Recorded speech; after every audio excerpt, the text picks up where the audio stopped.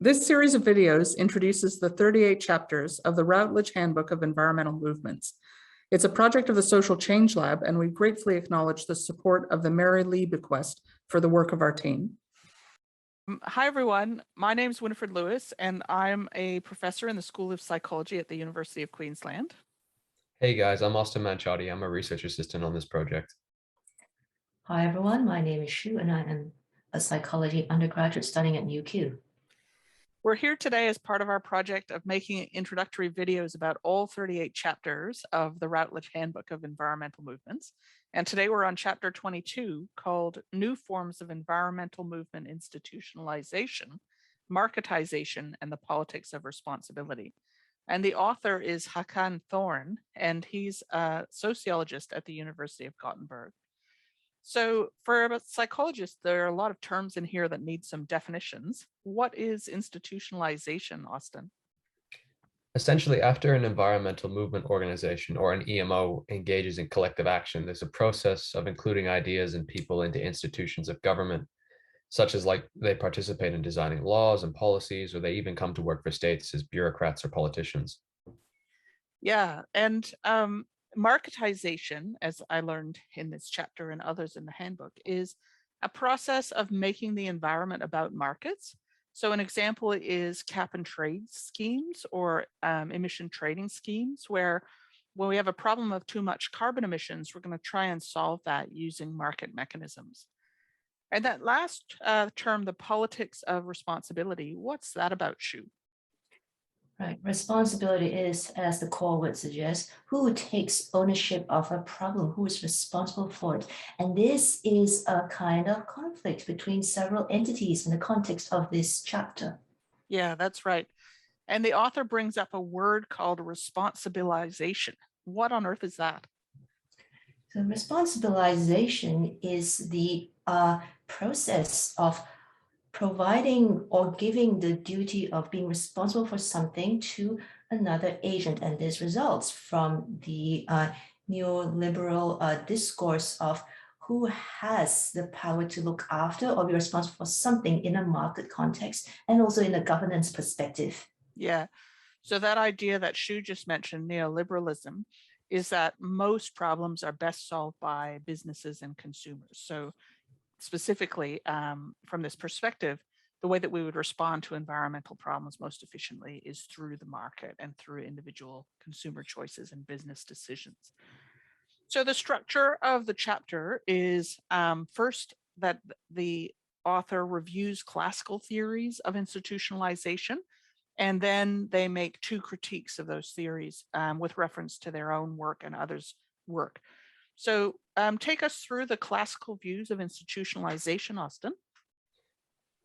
Well, from the chapter itself, like the classical view, it emphasizes the institutionalization as defined by the internal processes of formalization and professionalization, which is a lot of big words, which is basically saying as movement goes into power, they go through becoming professionals, learning skills, adapting into the environment, which can be somewhat problematic because it leads to things like depoliticalization, which means they stop fighting and arguing for what they believe in. And that's right. And I'm going to just jump in and say depoliticization is how sorry. I read that word. No, I think there's probably both words in use. Yeah. The other thought I had when you were talking was that as part of professionalization, some environmental movement actors even start to get paid by the state. Yeah. And so they might be bureaucrats and politicians. So obviously that can change the way they make decisions because they literally have an income riding on it, right? Yeah, and the chapter word for word says like it's like they lose their charisma to it, or their power that they kind of have, because it's somewhat the integrity is almost taken off the table if, of course, they start getting paid and it's not just them going for what they believe in. Yeah, so they're both less attractive to other people and they're less likely to criticize the government because they go silent on the issues that matter. That's the idea anyways. And then the author mounts a critique of that view, right? Or two critiques, I should say. What's the first one that he talks about, Shu? So one of the critiques that the author speaks of is the fact that, in an advanced liberal global governance and the period that we're looking at right now in relation to environmental movements, there is an attribution of responsibility amidst the professionalization of roles within the environmental movement. And this has occurred amidst the proliferation of international treaties surrounding issues such as carbon emissions trading, global warming. And a lot of these also have come around the fact that sometimes when such agencies in the international space are given responsibility, the very basis of action seems to be a formalization of what several entities at the international, local, and domestic level can do, and B, the attribution of responsibility towards corporations and their role in managing their responsibilities in regard to environmental priorities. However, a lot of these discourse then dilutes themselves into a kind of status quo. It means that there's more discussion, perhaps a sense of trying to come to a form of agreement without really much action, because there is no really a strategic and grassroots level of action at each and every one of these areas due to a lack of institutional power to enforce. Well, maybe And I'm going to jump in there and say, I read what you're saying as part of the classical theories of institutionalization. So that view that, you know, the international system includes, you know, a lot of talk and little action, and that by participating in those systems, EMOs or environmental movement organizations are depoliticized and become ineffective. That is kind of part of the existing body of research. And what I think the two critiques are that the author's making is that when environmental movement organizations are drawn into, in particular, the international level, that doesn't mean that they depoliticize for the national level. And in fact, he says that in his own work and in others, what you can observe is that movements that have become part of the international policymaking world, that they've joined with the UN and given input into the international treaties and accords, they still continue to lobby their national governments to implement and ratify these accords, and they've been effective in doing that. And the other point that he makes, which is also based on his own empirical data, is that when people are drawn, environmental movements are drawn into policymaking relationships with national governments, it's also the case that you can just sometimes observe they do continue to engage in politics and in the politics of responsibility. So many times environmental movement organizations that have been cooperating with governments to draft laws or to create systems have also spoken out to critique the governments, to criticize the lack of progress. And he says they do that for two reasons. Yes, sometimes it's true they do it because they're pressured by radical groups. So that's a reality and that's a good thing. But he says sometimes they also will engage in a critique because of their experiences. So they're just drawn into the relationship, try to have effective policies with governance, sometimes don't succeed in full implementation, but then they speak out about that.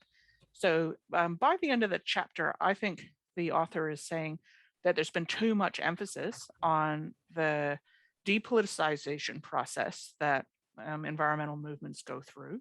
And there hasn't been enough on how and when they still retain their ability to speak truth to power and to draw people together to lobby and protest and act.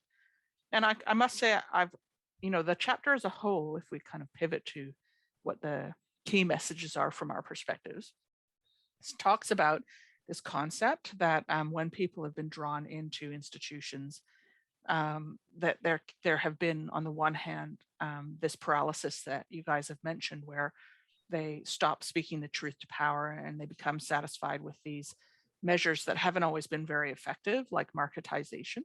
But there's also a process of ongoing contention and debate. And yeah, I just feel I learned a lot in the chapter. This approach to politics and even the words like institutionalization, I had not engaged before I started reading the handbook.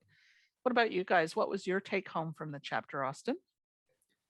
I think it was learning, like you said, that institutionalization can kind of be a double-edged sword. And if these movements that, we think, oh, we want them to get into power, we want them to make changes, when they get to there can actually be, like you said, there's a negative effect and a consequence. That was really eye-opening, because I was reading through it. I'm like, oh, they're going to talk about how the system works beyond recruiting, which is, I think, a previous chapter, Mm, but it's literally like, actually, when you get in there, the problems can come because of that. And that was sort of like, wow, it made me redefine how I look at it. yeah, it is interesting. I think that's like a simple, important point in and of itself. And Mm. what about you, Shu? Was there any final questions or comments that you had when you look at the chapter? I find it fascinating that institutionalization has effectively formalized and lifted environmentalism into the global sphere as a kind of profession and makes it a more uniform movement for everyone to connect with on all levels. However, this in itself, I mean, in combination with market forces, can potentially lead to a zero-sum game. And it has, in a way, sparked a movement of radicalization and politicization to revive movements and enforcement of these ideals. Yeah, And how that's this evolves interesting. is interesting. Yeah, it is interesting. I want to unpack some of the words that you said there because I'm not sure if everyone's going to always know what they are. So, things like formalization, that's when what we talked about is similar to professionalization. It's like what was grassroots and fluid becomes crystallized into roles, some of them paid roles. And then the idea there that the good thing about that is people can participate in so many different ways in the movement, like as protesters or as bureaucrats or politicians or scientists, or and the kind of negative possibility that that can mean that people are working against each other from within the movement and not necessarily achieving the goals that they are all actually in theory working towards. Is that the kind of thing that you meant? Yes, so providing recognition to the fact that environmental work has a place and is a role that has a lot of value and is ever expensive and evasive throughout society, that everyone's invited to participate. And this role has recognition at all levels of society and governance. Yeah, and even internationally, like we talked about, that's really fun. Okay, well, we might stop there, and I'll say thank you to Austin and to Shu for your role in the recording. You guys are great. And thank you to our viewers if you're with us to the end of the video. Bye now. For those of you watching, be sure to subscribe and follow us at Social Change UQ, and check out our website for more videos.